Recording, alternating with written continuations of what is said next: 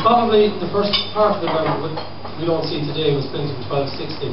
Would have been a wooden building, and that would have been built probably by the Nugents when they built their mighty castle. Well, they had their lot before they had the castle, and everything back then would have been built of wood, and then eventually they kept adding to it, and come the Reformation then it was destroyed. And I'd say the reason probably to destroy it, to level it to the ground, was to sort of level out the whole the Roman Catholic religion, and they were going to change states. So in 1541, when Ireland took on to change their status and to rule by the Church of Ireland, it was in 1850 then that 1550 that they built the tower there, and that's built on.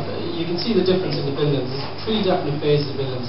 The tower itself would have been built of rubble limestone. And if you look at the tower over there, you can see it. There's no finesse, no finery about it. It's very, very, very rubbly. It's one of the better word. And then as the years passed on, in 1810, they started adding to it, and it would have come under what's called the First Fruits. And this was an organisation set up by Queen Anne in 1711, I think it was. And basically that there was certain teams like an OPW group who were responsible for building churches in Ireland and in England. And in 1810 the first church, so the first fruits group came in, and they were to design the church. So it started to look a bit better, and more dressed stone started to appear in the front of it. And then in 1850, I think it would have been, or 1860, Joseph Weldon, the architect, who would be responsible then for the transepts, and you'd see that area where the lovely dressed stone is. So you have your tower and then the transepts out to the left and right, and they were built around 1860. So that's relatively new when you look back to 1550. It might sound that it's old, but it's actually relatively new. The Nugents would have been in control of the church from day one, so they would have had their family as the directors and the pastors of it, so that would have carried through basically until probably into the 19th century, late 19th century and early 20th century, when rectors might have come in from different places. They may not have been connected directly with the Nugent family. And as you know, in 1963 it came to an end.